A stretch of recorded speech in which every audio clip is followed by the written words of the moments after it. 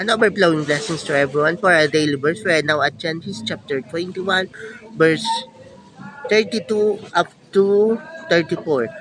When the treaty was completed, Abimelech and his army commander Phicol went back to the land of the Philistines. Abraham planted a tamarisk tree in Beersheba and worshipped the eternal God.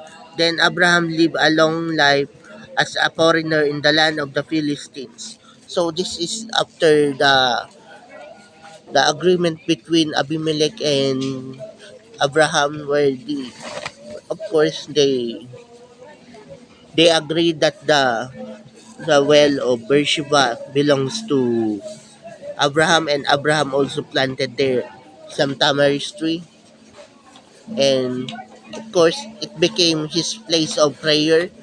And that place, he acknowledged that God is the one who blesses him, and of course in that place he knew that in that place he will pray to God, and of course